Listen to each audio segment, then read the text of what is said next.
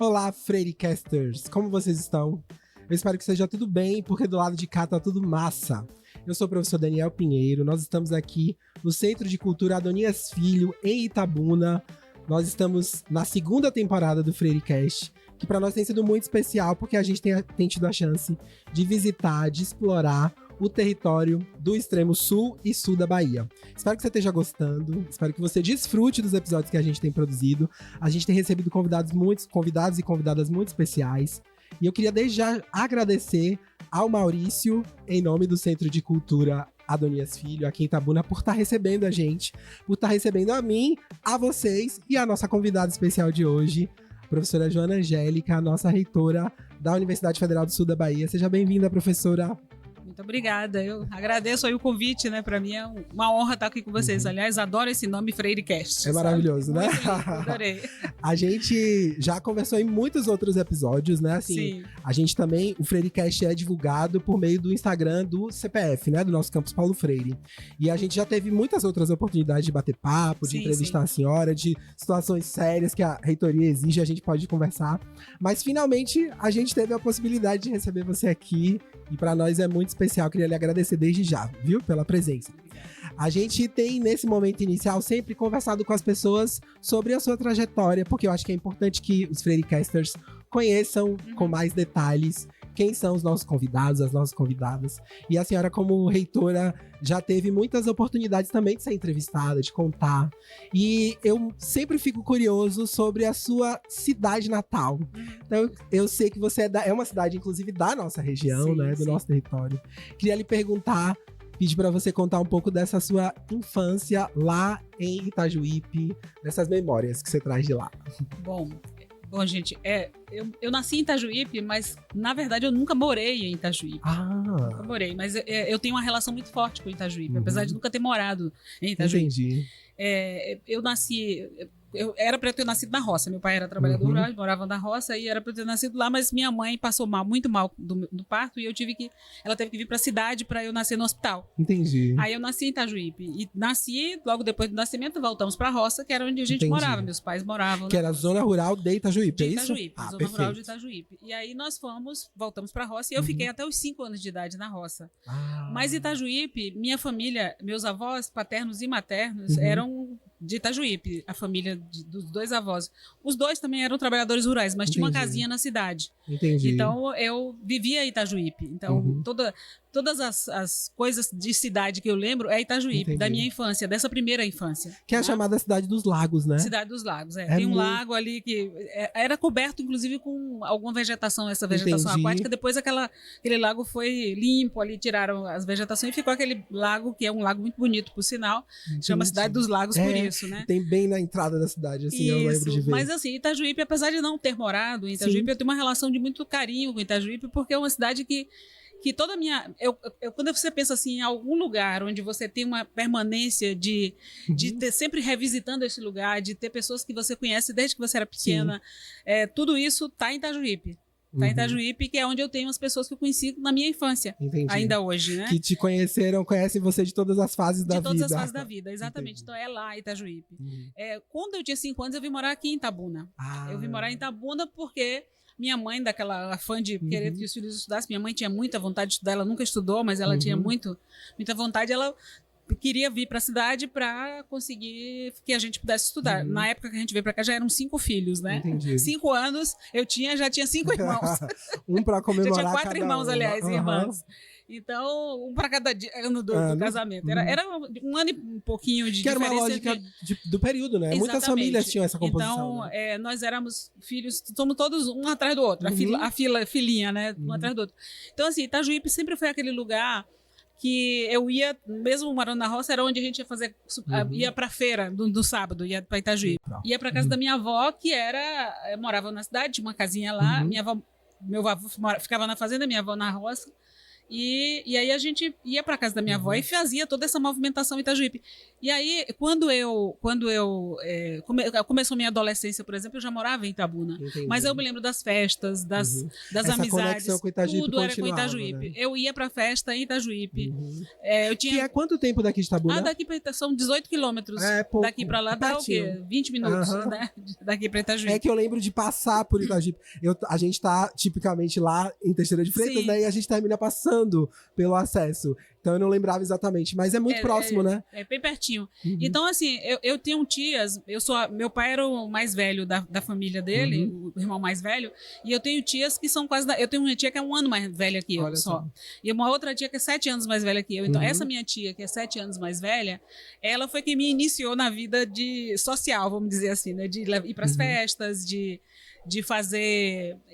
as coisas que aconteciam em Itajuípe. Itajuípe sempre foi muito famosa pelo micareta de Itajuípe. Olha só, uma festa popular. Do micareta, uma festa popular, que era um carnaval fora de época, né? E eu lembro muito das festas de Itajuípe. Então, Itabuna, eu tenho uma relação assim. Itajuípe me guarda aquela relação de muito carinho, por conta ele me acompanhou o meu crescimento.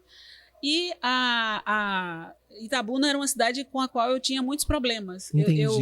Itabuna não me trazia boas lembranças, porque a gente teve uma vida muito difícil em Itabuna, né? Muito, muito difícil. Então, eu não tinha muito carinho por Itabuna. Entendi. Itabuna era uma cidade que não me trazia boas lembranças, né? A cidade de apreço, de fato. Era Itajuípe. Eu digo assim, eu fiz as pazes com Itabuna quando eu voltei com a UFSB.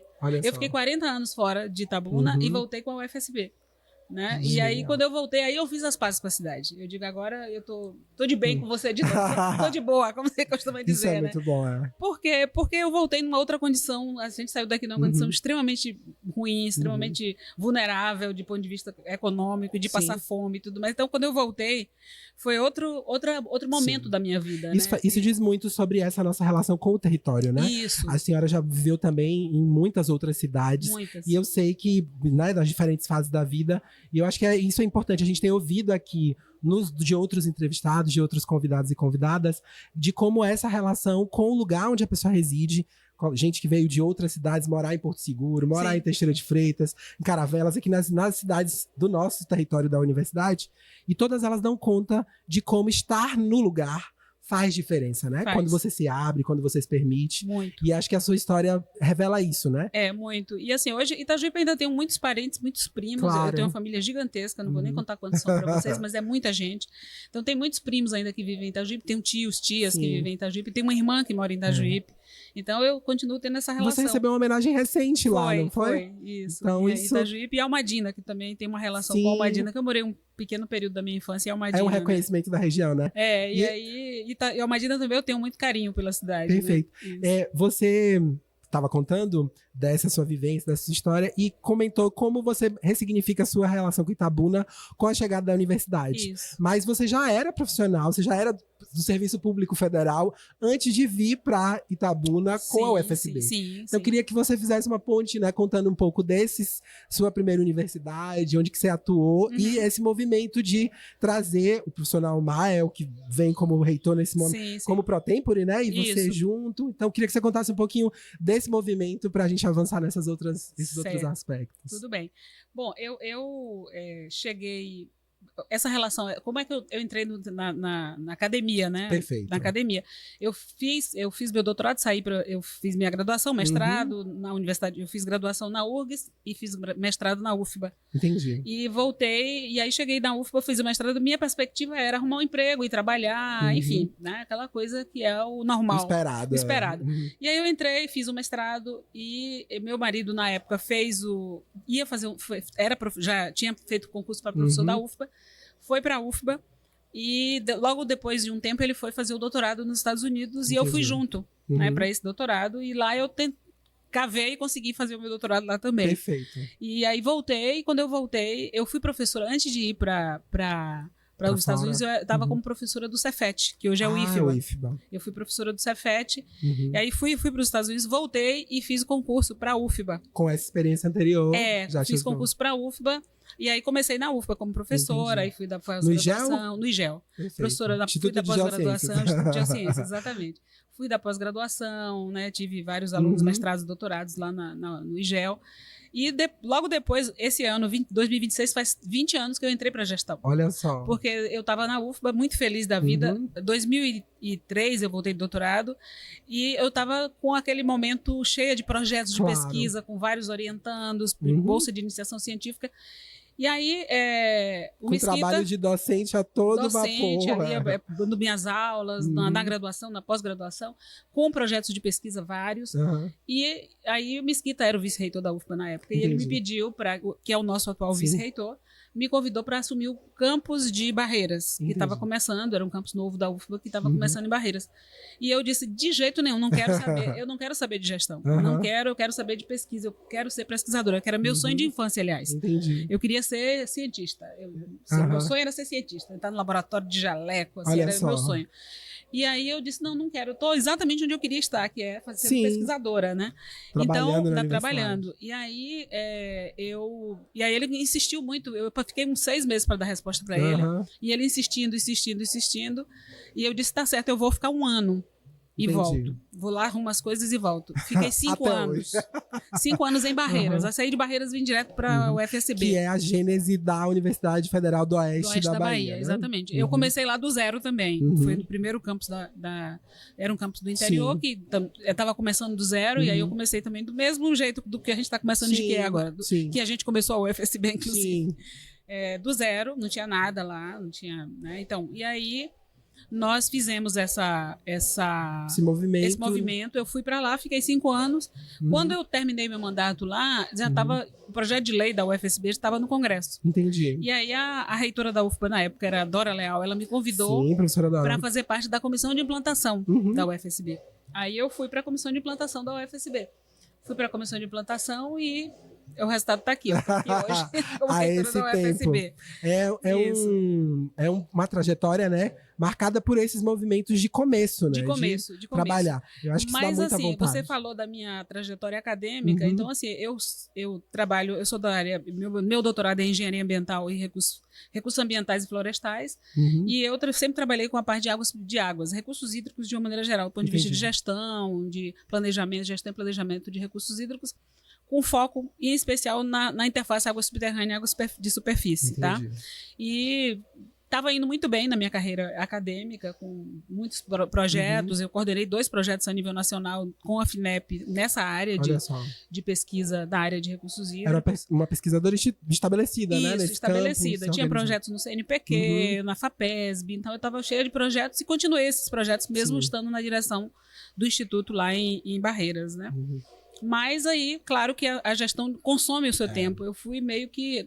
Quando eu vim para cá, eu ainda tinha alguns projetos que eu estava coordenando, mas aí você vai tendo cada vez menos tempo, porque a gestão consome a gente quase. Queria lhe perguntar, inclusive, nesse sentido, né? Porque tem uma dimensão também, que é uma dimensão de relação com a própria família, né?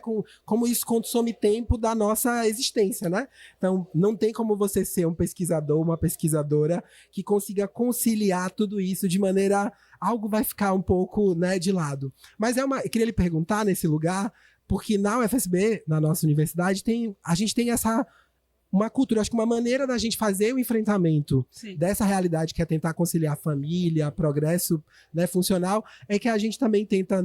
Vários companheiros, né, esposos e esposas trabalham na universidade, buscam também estabelecer, por meio do concurso, evidentemente, essa proximidade. Como é esse espaço para você? Assim, como foi ao longo dessa trajetória? Foi sempre compartilhada lá na UFOB também, aqui? Como que você lidou com isso? Sempre.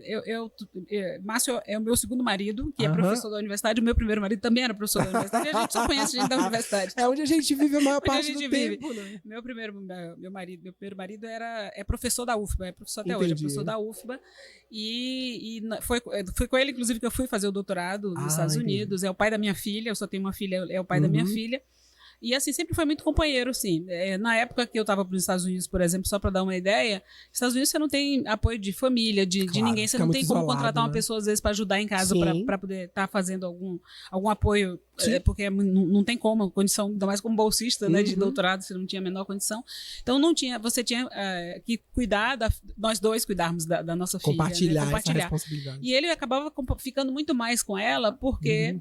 Ele já tinha ido na condição de professor, né? Ele já era professor e ele como é que diz? Ele tinha bolsa do CNPq. Entendi. Eu não tinha bolsa do CNPq. Entendi. Minha bolsa era uma bolsa dos Estados Unidos, para a qual eu tinha que trabalhar 20 horas como auxiliar de ensino, para que então eu pudesse tinha uma contrapartida, né? Eu tinha para pagar as anuidades da universidade, que não eram baratas, e uma bolsa que eu recebia mensal. Entendi.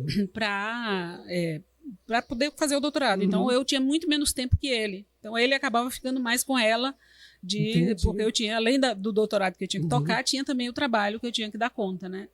Então, ele sempre foi muito companheiro, participou demais da criação da nossa filha e tudo mais. Essa proximidade sempre existiu, e agora sempre. E com o Márcio, né, que você conhece, claro. O Márcio também é a mesma coisa, ele é um companheiro, assim, fantástico. E eu, depois de anos, né, minha filha foi mãe adolescente, então eu tenho uma neta que hoje está com quase a idade que minha filha tinha quando teve filho, quando teve ela, tem quase a idade. E, assim, ao longo ela nasceu comigo na gestão. Entendi. Quando ela nasceu, eu estava começando a UFSB. E aí, ao longo desse período todo, você imagina a minha vida, a loucura que é. Viagens toda hora, muitas reuniões, trabalho que não acaba mais nunca.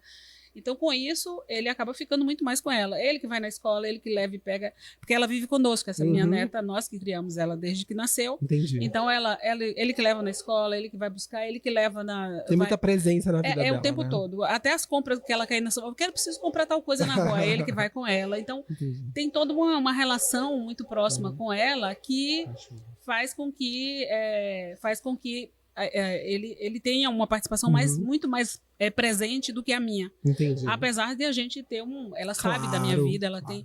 Eu sempre digo assim, muitas vezes, eu sempre me lembro quando eu morei nos Estados Unidos, minha filha, quando eu fui acostumar ela na creche, eu fui pra lá, ela tinha 2 anos de idade. Era muito novinha. E aí eu tive que colocar ela na creche para poder estudar.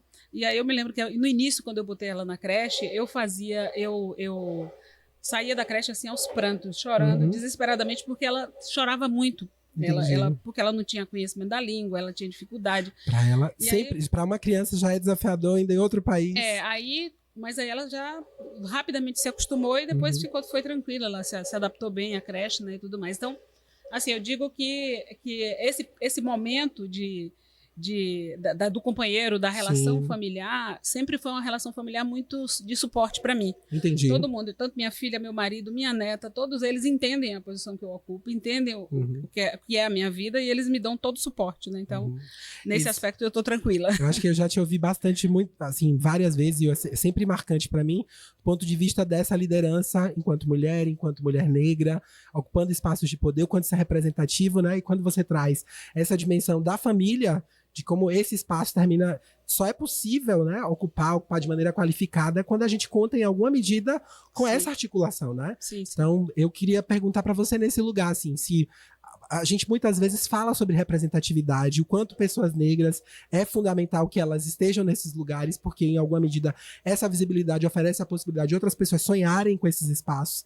Mas... isso, em alguma medida, descolado de uma rede de apoio, de alguma maneira, né? Isso sobrecarrega a pessoa negra, não é? Com certeza. A gente vem de uma realidade, é interessante, porque no momento, eu estou agora como reitora da universidade e esse estar na universidade, ele traz pra gente, estar como reitora, né? Traz pra gente... Você está em muitos espaços, em eventos, e sempre a história das pessoas negras são muito parecidas, né? Geralmente são pessoas que vêm de coletivos mais vulneráveis, têm muita dificuldade na vida e tal. Então, isso faz com que a gente, de fato, precise dessa rede de apoio e precise da família e da coletividade também, né? Claro, isso também é muito importante. Então, assim, eu acho que estar nesse lugar de representatividade é um lugar que, ao mesmo tempo, é importante, mas ele é um lugar que não é uma tarefa muito simples. Ele é muito difícil. É desafiador. Né? É desafiador, bastante do ponto de vista pessoal, do ponto de vista emocional, também. das suas você comentou que precisou fazer escolhas, né? Quando você está na gestão, até o seu outra perspectiva profissional, né? Sim. Do ponto de vista da pesquisa, da docência, em alguma medida se compromete também, né? A gente tem que fazer essas escolhas. Com certeza, com certeza. Então, assim, por exemplo, quando a gente foi para os Estados Unidos, minha filha tem 2 anos, minha intenção era ter mais um filho. Entendi. Queria ter 2 filhos, eu queria ter. Mas eu voltei dos Estados Unidos, ela tinha 7 anos. Olha. E aí a gente... Primeira vez que eu tô te ouvindo falar disso. 7 anos. Aí eu disse, começar tudo de novo. Eu estava com a carreira, tinha que dar esse passo para consolidar minha carreira. Então eu digo, eu vou ficar com essa só, não vou começar tudo de novo. Você fez uma escolha, né? E assim, nós mulheres principalmente, temos uma dificuldade muito grande com isso, porque a gente tem a culpa, a responsabilidade que a sociedade coloca nas nossas mãos, dizendo que nós somos responsáveis pelo bem-estar familiar, nós somos responsáveis pelo cuidado da família, e nós assumimos essa posição de forma muito forte. A gente se sente muito culpada por deixar os filhos para ir fazer alguma coisa, para cuidar da sua carreira e deixar o filho em algum... Não é abandonar, mas é você deixar de estar presente em muitos momentos da vida dos filhos. Né? Reequilibrar a vida e as escolhas em torno daqui. E é interessante isso, porque do ponto de vista social mesmo, são escolhas que nem todas as pessoas fazem, né? Recaem sobre... Todos os sujeitos têm que fazer escolhas, mas as mulheres muitas vezes sentem-se obrigadas, né? Assim, é quase que imposto socialmente isso. E mesmo hoje, quando a gente fala muito mais de outras masculinidades, de homens que possam compartilhar de fato dessa experiência da paternidade em consonância com a maternidade, a gente ainda tem um desequilíbrio, né? Colocado. Tem um desequilíbrio grande. E eu sempre digo, eu fiz uma palestra agora no mês das mulheres lá no Federal do Paraná. O pessoal me convidou para ir lá, eu fui, e aí é exatamente essa ideia, porque a gente tem a sociedade que nos cobra, obviamente, porque é uma estrutura, é uma questão estrutural da sociedade em que as mulheres ocupam o lugar de cuidadoras, de responsáveis pelo bem-estar da família, do cuidado familiar, e isso nos afeta de forma muito forte. Eu digo assim, às vezes nosso maior inimigo somos nós mesmas, porque nós precisamos, eu sempre digo, a gente precisa tirar essa culpa das nossas costas, porque isso faz com que a gente perca muitas oportunidades, porque quando eu tenho que escolher entre a família e não é nenhuma escolha dizer é isso ou isso, mas eu tenho que deixar a família um pouco para poder cuidar de uma outra área da minha vida, que é a minha carreira, isso pesa muito pra gente tomar essa decisão, porque muitas vezes minha neta tá com 14 anos, fez 14 anos agora em fevereiro, e eu sempre falo assim, eu participei muito pouco da vida dela ao longo desses 14 anos, muitas vezes eu tive que deixar minha neta de não ir em festas da escola, de não participar de alguns eventos dela, porque eu estava viajando, porque eu tinha uma agenda que eu não podia faltar. Então isso tudo e você traz essa culpa. Se essa culpa me consumir, eu não consigo fazer nada. Entendeu? Essa culpa pode me... Então isso eu aprendi que eu não posso me deixar consumir por essa culpa. Porque, inclusive, eu acho que esse é o grande desafio nesse momento, né? A gente valorizar a participação das mulheres em espaços de poder, trabalhar a distribuição desses espaços de maneira mais equânime. Acho que todas as pessoas precisam se comprometer com isso. Mas, inclusive, a gente tem falado muito de que isso seja feito de uma maneira diferente do que foi feito tradicionalmente, né? Um homem dizer que ele teve que teve que fazer uma escolha entre uma reunião de trabalho e estar com os filhos. A gente tem que entender que tem que haver outras maneiras de exercer a paternidade, exercer a maternidade, sem que essas escolhas a gente consiga equilibrar, né? E aí entra todo um universo do que a gente tem discutido socialmente. Redução de jornada de trabalho, melhores condições no ambiente de trabalho, né? Todas essas discussões são colocadas. E fico pensando que a gente na universidade, às vezes, teoriza muito sobre isso, e a gente precisa experimentar isso de alguma maneira, né? Claro, sem dúvida. É porque, na verdade, assim, a gente... eu até vou falar um pouquinho sobre isso depois, perfeito. Mas é que a gente tem muito essa coisa de que a gente não consegue... É muito difícil se desvencilhar da cultura que perpassa perfeito. A nossa vida. A gente não é isento, né? Não é isento. E assim, mesmo quando a gente está brigando por coisas que a gente está indo contra, por exemplo, movimentos neocoloniais, a gente carrega muito do colonialismo na nossa mente, da forma de ser, da forma de pensar. Culturalmente, a gente é muito impregnado com essa cultura. Perfeito. Essa cultura paternal, do patriarcado, é muito atravessado por isso. Todos nós, homens e mulheres. Perfeito. Então, isso faz com que a gente...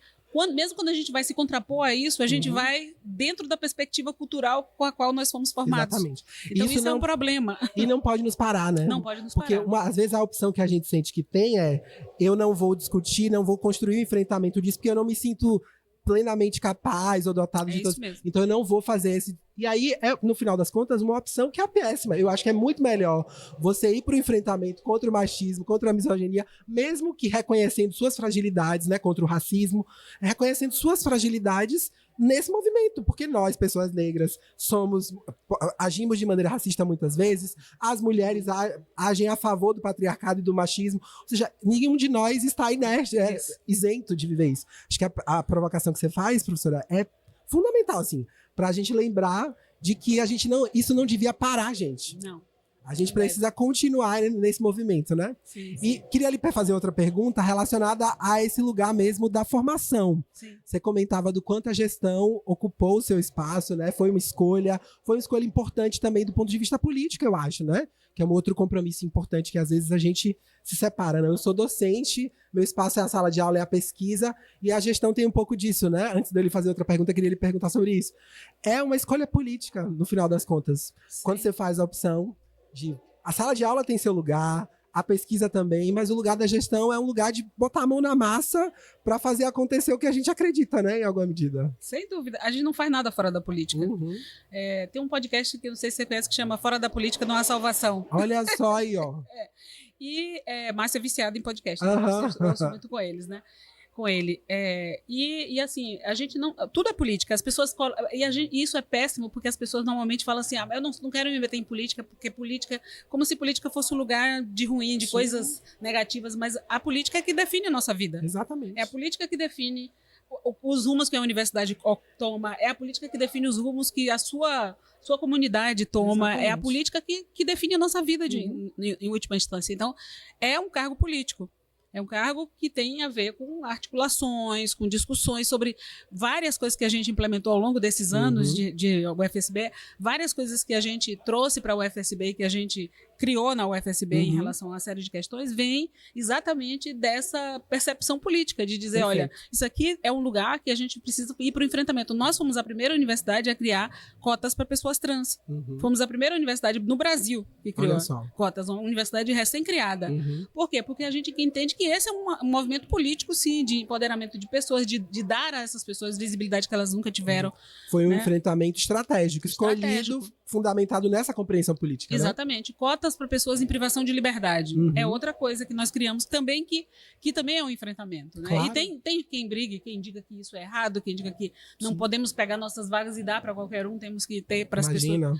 Então, assim, é essa sociedade que a gente está trabalhando em alguma medida também nessa questão da política que perpassa a nossa vida, né? Então, o cargo político, sem dúvida nenhuma. Fundamental essa dimensão, e está conectado com essa pergunta anterior que eu queria fazer, que é justamente, eu acho que a gente vive as duas coisas na nossa sociedade, né? Tanto, a gente comentava antes aqui em off, o quanto a gente às vezes tem a impressão de que a universidade poderia ser um lugar inerte, né? Assim, no sentido de não ser conectado com a sociedade, que está lá fora, essas coisas que falamos, misoginia, racismo, não se manifestariam aqui. Pelo contrário, a gente é permeado por tudo isso, a gente é sociedade. E muitas vezes a gente também tem esse outro lugar, que é assim, eu entendo que a política, que é parte do meu trabalho enquanto docente, enquanto alguém comprometido com a minha área, com o campo, é fazer a gestão. E aí eu me enfio no universo da gestão e aquilo toma toda a minha existência, e desde então eu esqueço que sou professor, que sou alguém que, né, que tem na sala de aula, no chão da sala de aula, seu lugar.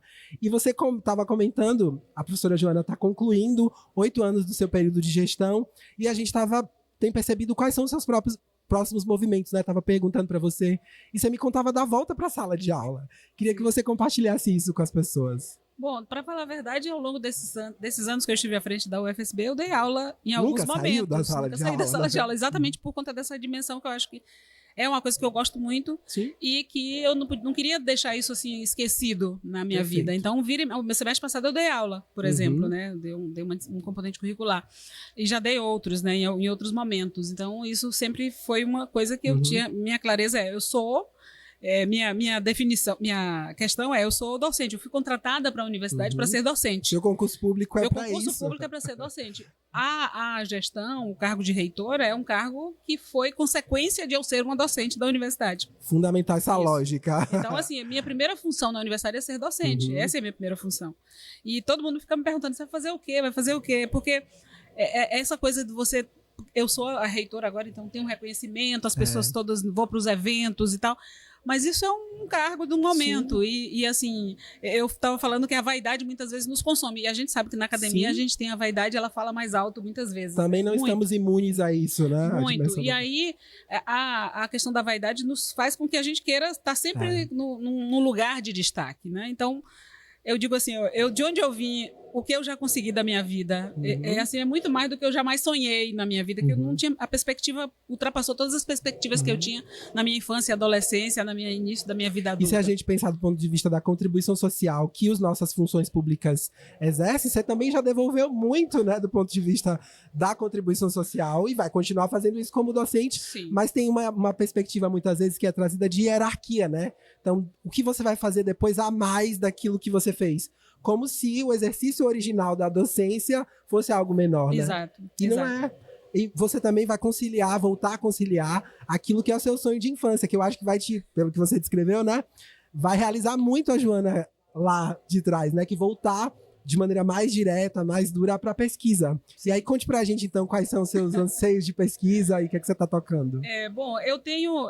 agora, no momento, eu estou coordenando um projeto a nível nacional, que é um projeto grande, que tem... Agora, neste momento, tem 135 bolsistas. Olha só. E a gente está selecionando... Todo, né? Do país todo. E a gente está selecionando mais 100 agora. Serão 235 no país inteiro. Né? Eu tenho tenho bolsista no Acre, no Pará, no Paraíba, no Rio Grande do Sul. Salve para você, em Santa Catarina, em todos esses lugares. É o Afroext, né? Do Afroext, salve para você do Afroext.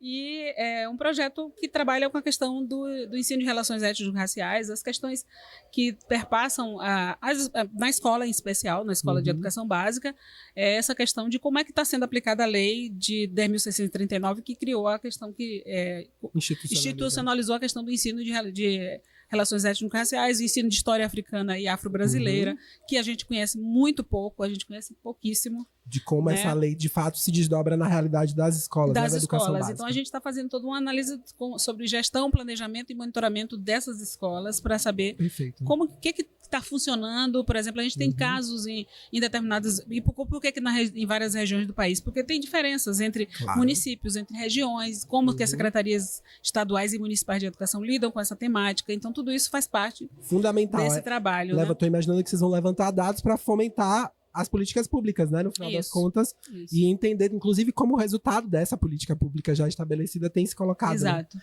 Então, para além dessa questão do Afroext, que é o projeto maior que eu estou agora, tem ainda outras perspectivas de trabalho com a questão da minha área de pesquisa mesmo, que é a área de ciências recursos ambientais, com a parte de mudanças climáticas, que eu tenho um pouco de trabalho nessa linha. Você volta para a sala de aula, mas da sala de aula de um centro, de uma unidade acadêmica nossa. Unidade acadêmica, exatamente. Né? Eu estou vinculada ao Poptex, né? A Poptex. E assim, o Poptex, por que Poptex? Porque tem essa perspectiva de trabalhar com a experiência que eu tenho na gestão, a questão do Poptex me traz a perspectiva de trabalhar e pensar em políticas públicas, em pensar em várias áreas, não só na questão da sua área inicial, da social, né? Mas também social e também na área ambiental, por exemplo, políticas públicas voltadas para a questão ambiental, que eu acho que são extremamente importantes, né, hoje, principalmente nesse momento que nós vivemos no planeta. Enfim, tem várias questões aí que eu tenho pensado para fazer. Sim, né? E esse horizonte todo inclusive das conexões que você estabeleceu ao longo desse período, né? Pode ser muito útil para a docência que você vai voltar a exercer, continuar exercendo como fazia antes, e esse lugar da pesquisa. Mas a gestão, ela continua nesse horizonte, né? A gente volta para a docência, mas no final das contas, a gente está ali. As outras ações, gerenciar a sala de aula, eu acho que guarda muitos elementos de gerenciar uma universidade. Talvez em menor escala, evidentemente, mas está colocado ali, né? Mas, justamente falando sobre isso, esses 8 anos aí que você vivenciou, né? E a gente pode falar de 8 anos à frente da gestão, mais o período anterior, né? Que você já estava aqui, trouxe a universidade junto com o professor Nelmar, enfim, queria lhe perguntar o que você sente disso. A gente pode falar você sente que a gente pode falar em saldo, a gente pode falar em legado desse período? Como que você vê? Você comentava que não é uma pessoa vaidosa, né? Ou seja, isso não lhe trouxe vaidade, mas queria lhe perguntar como você então olha para esse movimento de trazer uma universidade do zero, estabelecer ela aqui na sua região, né? Dá para dizer dessa maneira. Como que você olha para trás, o que é que fica? Bom, eu falei assim, eu não sou uma pessoa vaidosa. Obviamente você quer ter um reconhecimento do trabalho que você desenvolveu ao longo desse tempo. Foi um trabalho insano, Absolutamente insano. Chegaram em Itabuna, eu cheguei em Itabuna no início de 2013. Janeiro de 2013 eu mudei para Itabuna e comecei a andar por esse território para pensar onde é que nós vamos começar esta universidade. E aí eu pegava o carro aqui, às vezes o meu, depois a UFBA emprestou um carro pra gente, não tinha um carro, não tinha ninguém aqui, só eu, sozinha. Olha só. Na UMA passava o tempo fazendo as articulações no MEC, em outras instâncias, e eu cuidava da parte toda operacional aqui. Então eu ficava aqui, aí eu ia fazer reunião com prefeituras, eu pegava o carro, saía daqui dirigindo sozinha para Teixeira de Freitas, ia e voltava sozinha. Eu ia para Porto Seguro, eu andava para os municípios fazendo articulações com as prefeituras, conversando com as prefeituras. Então, foi aquele momento que a gente não tinha nada, a gente não tinha um espaço. Onde é que nós vamos começar? Não tinha, né? Foi pior do que Barreiras, porque Barreiras, pelo menos, a gente tinha um espaço. Já a escola, embora não tivesse uma cadeira dentro da escola, mas tinha um lugar. A estrutura, já sabemos que será ali, será né? ali. Não, aqui não tinha nem isso. Então, foi uma busca por começar isso, né? E hoje, assim, você vê muitas vezes, e é normal, natural. Sim. E perfeitamente compreensível, e está certo, os alunos, os professores que chegaram depois, eles reclamando, falta isso, falta aquilo, falta muita coisa, não tenha dúvida.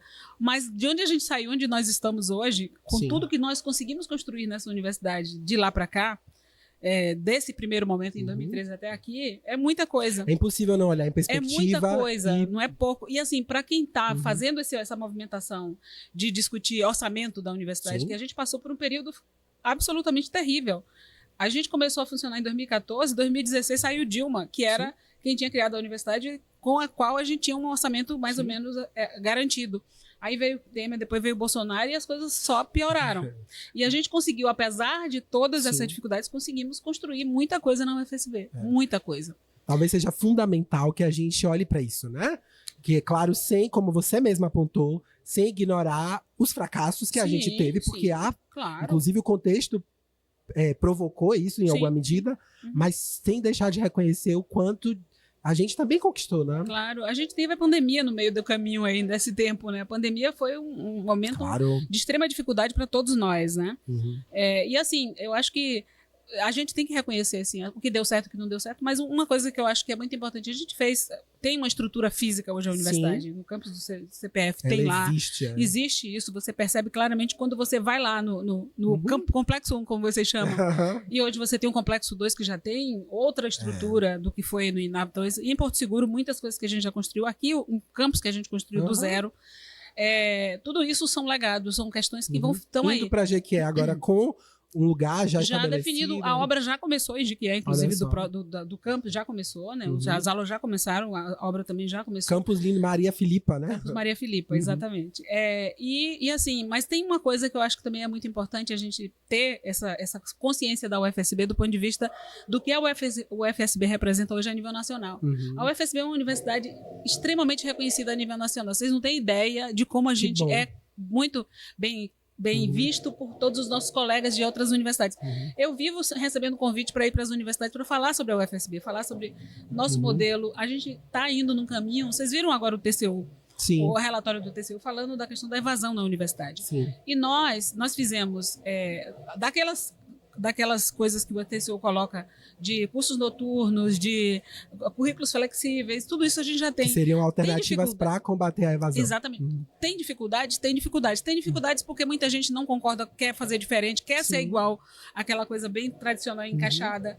Tem essa questão, tem várias coisas, que é natural na universidade que aconteça isso, mas a gente tem uma perspectiva, né? Por exemplo, a EAD. A gente tem uma proposta, a gente aprovou ano passado uma resolução de EAD que sai completamente da lógica de EAD que já é vigente hoje no país. Completamente fora da lógica de EAD, que a gente precisa falar sobre isso e discutir isso. Discutir as movimentações do ensino que a gente tem enfrentado essa discussão. Né? Isso é muito importante. Perfeito. Eu fico sentindo que a gente precisa resgatar talvez uma dimensão que é a dimensão do dissenso mesmo, né? A gente esteve junto em momentos diferentes, em circunstâncias também, né? Representando pontos de vista, inclusive divergentes. E eu acho que essa cultura ela precisa ser valorizada no âmbito da universidade, né? Que a gente lide com o diferente, com a divergência, inclusive, de maneira equilibrada, né? E eu queria lhe perguntar isso, como você durante o seu período de gestão, como esse aspecto foi tratado? Como você sente porque imagino que vocês, quando chegam, né, o seu grupo político, a maneira coletiva que você arranja, tinha intencionalidades para executar. Algumas delas, como você está trazendo, né, foram de fato consolidadas, com o apoio da universidade. Mas como que essa relação, porque talvez parte do que vocês planejavam executar, a comunidade entendeu que não era, ou que não conseguiu reunir forças, claro, né? Como é que essa construção foi feita? Bom, eu acho que a universidade é isso, ela tem toda uma construção que diz respeito a esse diálogo, essa dialogar, né?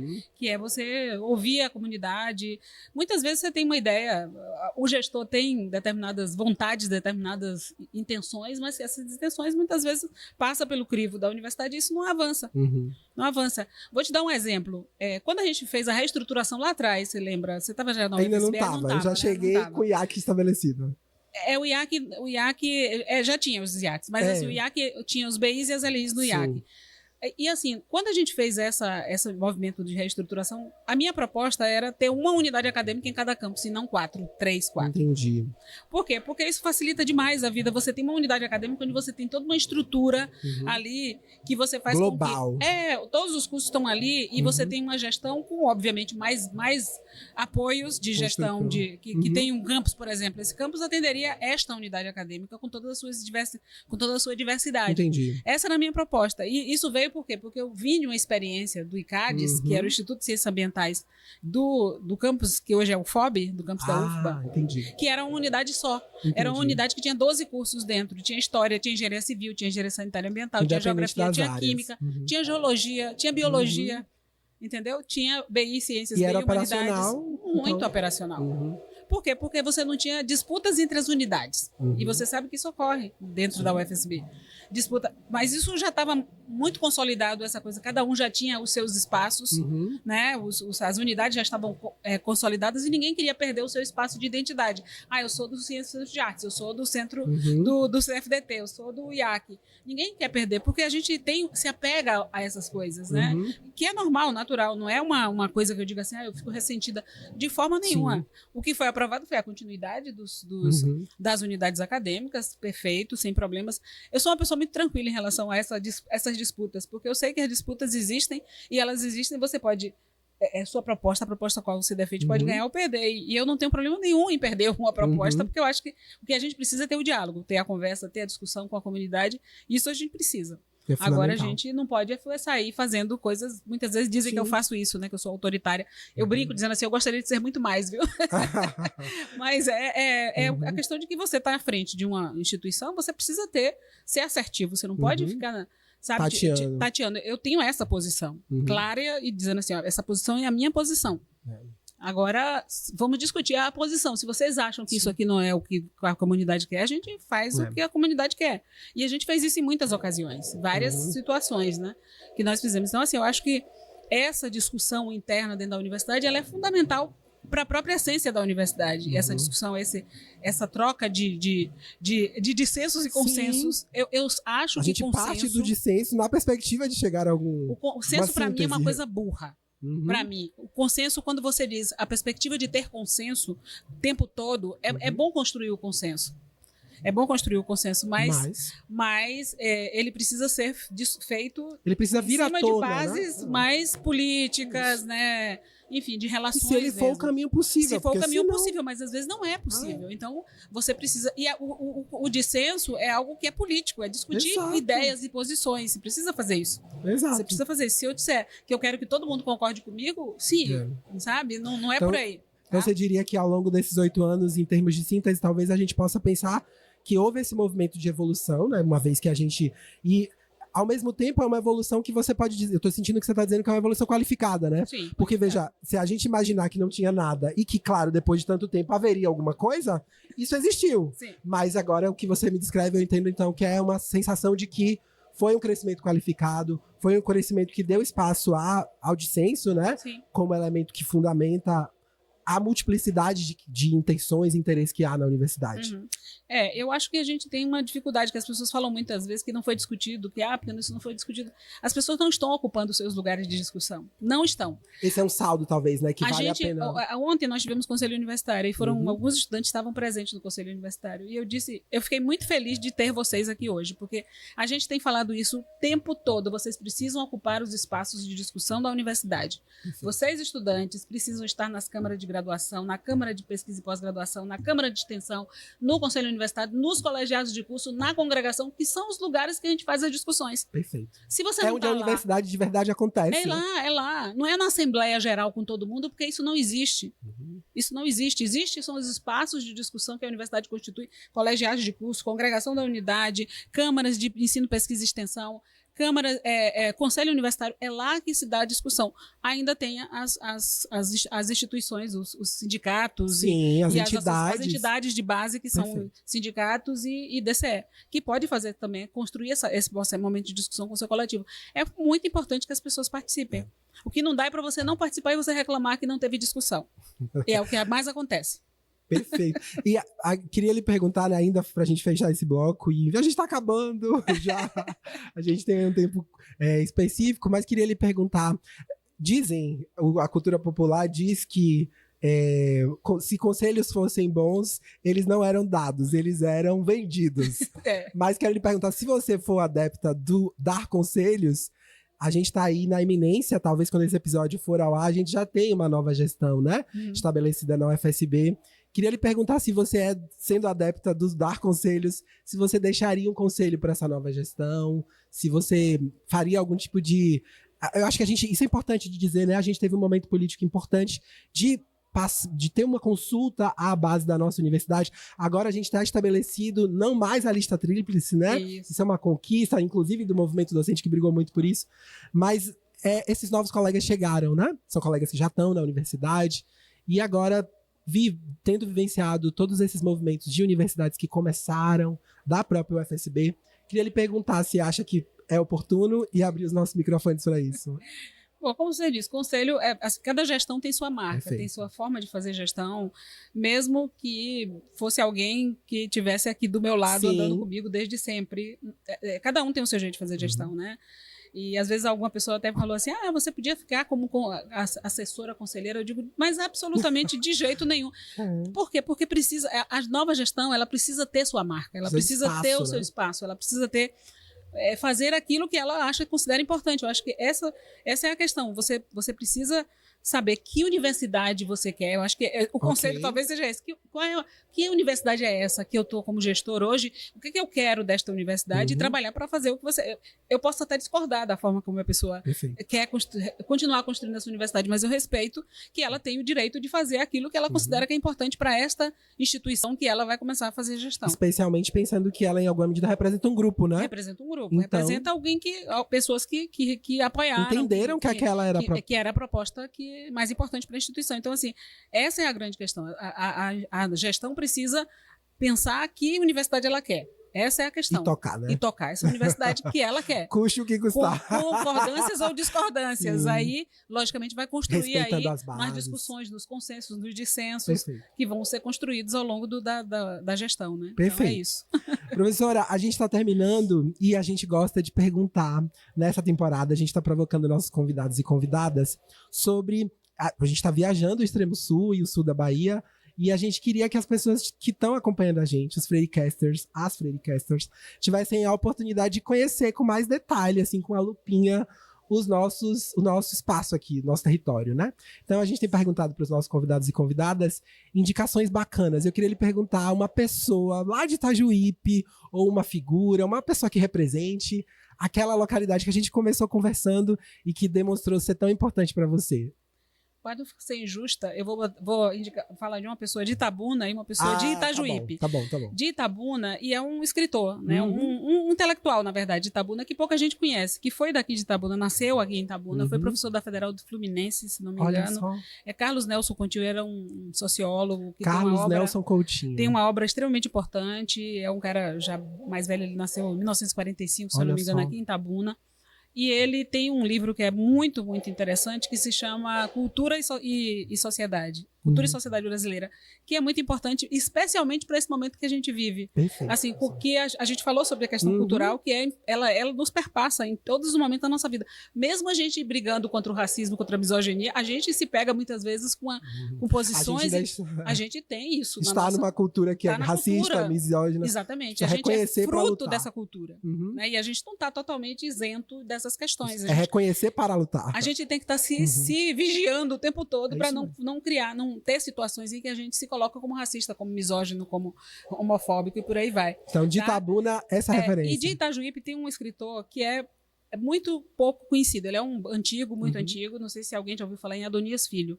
Ele era um cara de extrema direita. De extrema direita eu não diria, né? Naquela época não se falava em extrema direita. Mas era um cara de direita, um cara que apoiou o golpe militar e tudo mais. Mas ele é, do ponto de vista de escritor, os livros dele são, assim, absolutamente fenomenais. Dá nome a esse espaço, né? Adonias Filho. Exatamente. Adonias Filho é um escritor de Itajuípe, mas ele tem uns livros, um dos livros mais conhecidos dele chama Corpo Vivo, que é um livro que que dialoga com a questão das grandes problemas, das grandes, como é que eu diria, as grandes questões da região, assim, as violências, os mitos da região, as violências. Então, é um escritor que tem... Os livros são muito... É trágico, assim, muito forte, sabe? É provocativo nesse lugar. Provocativo. Fala muito sobre a cultura, sobre a região. Essa região lá do início do século XX, quando a cultura do cacau jorrava sangue, porque tinha todas as disputas, né, que existiam. Então, ele fala muito desse lugar, desses personagens que compunham esse cenário das fazendas, dos locais da região, em especial Itajuípe, que é o lugar Anotaram, Freiricasters? Duas indicações. São 2 livros bem interessantes. 2 livros, 2 autores. Os livros são muito bons, do Adonias Filho, O Corpo Vivo, e do Nelson, Carlos Nelson Coutinho, o Cultura e Sociedade. Muito, muito obrigado, professora Jana. Queria lhe agradecer por esse período aqui com a gente. Tanto pela entrevista aqui para o nosso Freiricast, mas acho que a comunidade, como você mesma colocou, ainda no coletivo de discordâncias, nos momentos em que a gente também esteve próximo, colaborando. Eu acho que como universidade a gente precisa lhe agradecer. Espero que esses agradecimentos venham em diferentes frentes, porque estar à frente dessa universidade, colocá-la de pé com o apoio do seu coletivo, né, do coletivo que estava aí trabalhando junto, eu acho que é um trabalho social, sobretudo, né, que nós, enquanto sociedade interna e externa, precisamos reconhecer e valorizar muito.